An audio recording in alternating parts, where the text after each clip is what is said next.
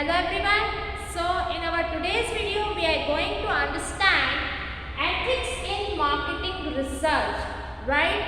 See students, first we have to understand the meaning of ethics. Ethics का मतलब होता क्या है? ठीक है, बिल्कुल इजी मतलब है, कंसेप्ट बहुत डिफिकल्ट है, उसको मतलब difficult in the sense follow करना इट्स वेरी डिफिकल्ट, पर मतलब को समझना, अगर मतलब समझ में आ जाता है तो उसे फॉलो करना बहुत इजी हो जाता है।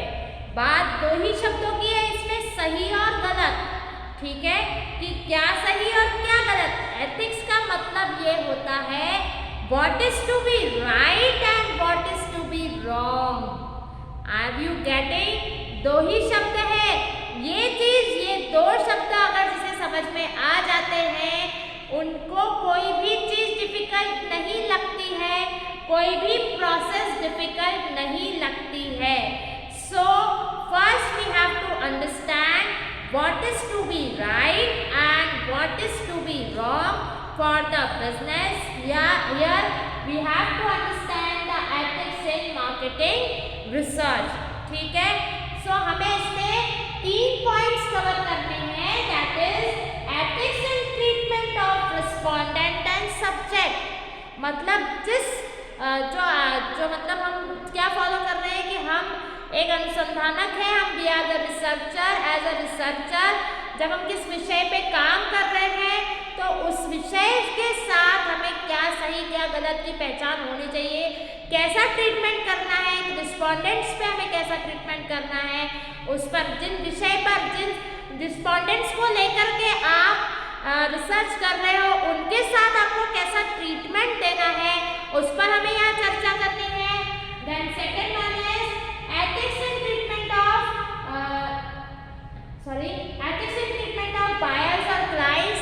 आपके जो भी बायर्स हैं, जो भी क्लाइंट्स हैं आपकी फर्म के, उनके प्रति आपके क्या एथिक्स बनते हैं उस पर बात करनी है, right. Then ethics in treatment of researcher himself, as a company, as an organization, अब आपके रिसर्चर के प्रति आपके क्या एथिक्स बनते हैं उस पर आपको चर्चा करनी है। So first one is the ethics in treatment of respondent and subject. इसके लिए मैं कुछ 3 पॉइंट्स हैं वो मैं आपको पढ़ के सुनाती हूँ और उसको हम थोड़ा सा समझते हैं। That is first one is the activity must be only research and must not have the sales of merchandise to the respondent as its real purpose. मतलब कि गतिविधि सिर्फ अनुसंधान होनी चाहिए, ठीक है। हम क्या बात कर रहे हैं, रिस्पोंडेंट और सब्जेक्ट की, हम यहाँ पे रिसर्च कर रहे हैं, ठीक है। तो रिसर्च जो एक्टिविटी हम कर रहे हैं रिस्पोंडेंट और सब्जेक्ट से रिलेटेड, तो वो जो एक्टिविटी कर रहे हैं वो क्या होनी चाहिए, सिर्फ रिसर्च होना चाहिए, बल्कि हमारा पर्पस वहाँ कोई दूसरा नहीं होना चाहिए। जैसे कि इसने बोला है गतिविधि सिर्फ अनुसंधान होनी चाहिए तथा इसका वास्तविक प्रयोजन प्रतिवादी को माल का विक्रय नहीं होना चाहिए। We are here as a researcher, तो रिसर्चर का काम क्या है, रिसर्च करना, अनुसंधान करना।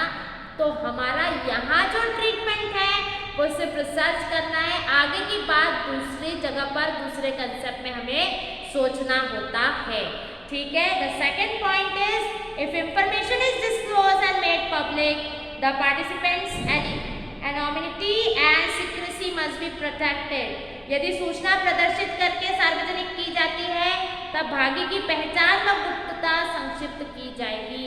ऐसा कुछ भी हो सकता है जब आप रिसर्च कर रहे हो, किसी विषय पर रिसर्च कर रहे हो और वो रिसर्च करके आप डेटा कलेक्ट कर रहे हो उस जगह से, तो हो सकता है कि वहाँ जिस चीज़ पे आप जहाँ से वो चीज़ कलेक्ट कर रहे हो उनकी सीक्रेसी वहाँ आपको छुपानी हो, आपके उसमें नहीं लेनी हो, तो आपको वही करना है उस विषय के साथ, ठीक है। जहाँ पे जो चीज़ छुपाने वाली हो, सीक्रेट रखने वाली हो, वहाँ पे वो चीज़ आपको सीक्रेट रखनी है, ठीक है।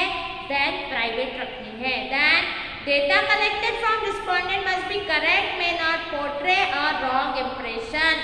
मतलब प्रतिवादियों से संग्रहित डेटा सही होगा तथा एक गलत प्रभाव प्रदर्शित नहीं करना चाहिए, ठीक है। जो भी डेटा आप कलेक्ट कर रहे हो आपके रिस्पोंडेंट से, वो आपको पहले इवैल्यूएट करके आपको सही डेटा कलेक्ट करना है, ताकि उसका प्रभाव, अगर गलत डेटा आप कलेक्ट कर लेते हो तो उसका प्रभाव दूसरे पर नहीं पड़ना चाहिए, विषय पर, रिस्पोंडेंट सब्जेक्ट पर नहीं होना चाहिए।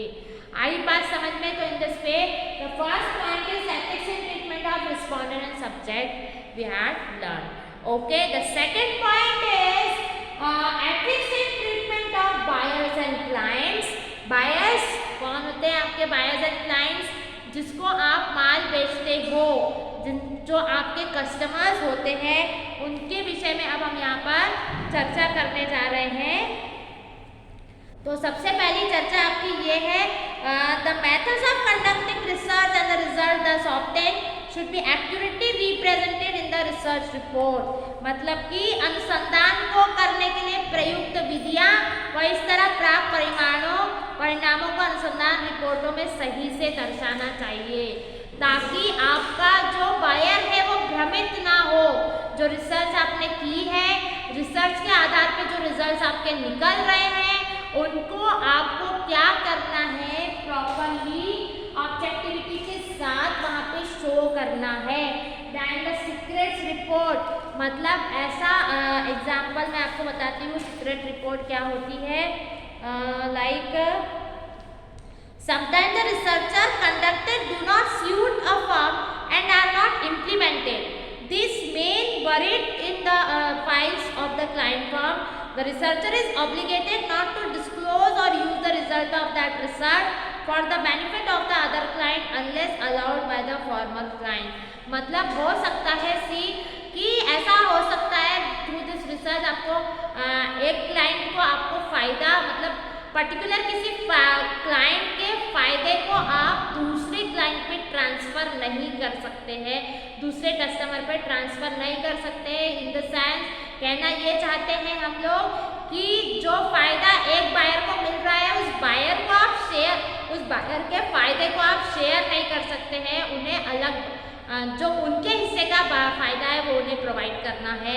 कहने का मतलब यही है कि आपको ये सब एथिक्स फॉलो करना है, आपको खुद के फायदे के लिए दूसरे के हक को मारना नहीं है, ठीक है। आपको कॉन्फिडेंशियलिटी मेंटेन करनी है, मतलब क्लाइंट्स के साथ आपने क्लाइंट्स ऐसे कई सिचुएशंस आते हैं जिसमें आपकी और उनकी क्या डीलिंग हुई है वो कॉन्फिडेंशियल आपको रखना पड़ता है, सीक्रेट आपको रखना पड़ता है।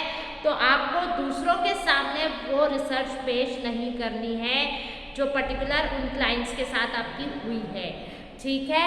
The next one is the ethics in treatment of researcher.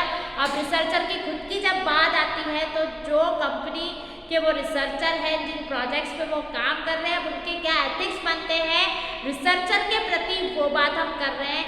क्या सही है क्या गलत है, उस चर्चा को हम यहाँ करने जा रहे हैं। तो सबसे पहला पॉइंट है सिलेक्टिंग द बेस्ट रिसर्चर।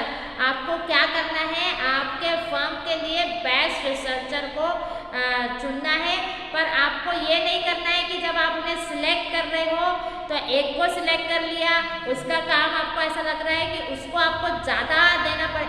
मतलब आपको सीधी सिंपल बात, जो दोनों चीज़ें आप दोनों तालियां बजा रहे हो वो एक जैसी ताली बजना चाहिए।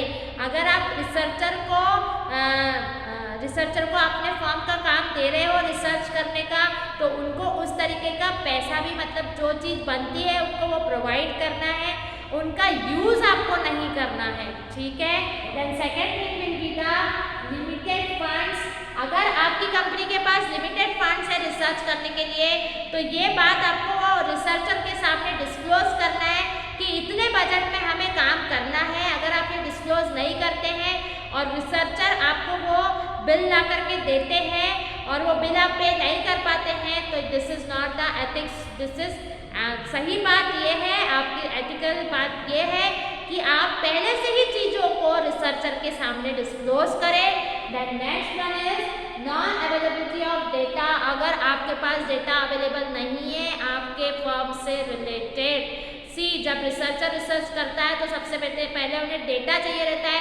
अगर आप उनको अपने फर्म के लिए अपॉइंट कर रहे हैं तो आपकी ये ड्यूटी बनती है कि जो डेटा आपके फर्म से रिलेटेड उन्हें चाहिए रहता है तो वो आप उन्हें प्रोवाइड करें। अगर आपके पास नॉन अवेलेबिलिटी है तो ये आपको उन्हें इन्फॉर्म करना होगा ताकि रिसर्चर उस प्रकार से अपनी स्टार्ट कर सके। So in this way we have completed the ethics in marketing research. Okay students, thank you.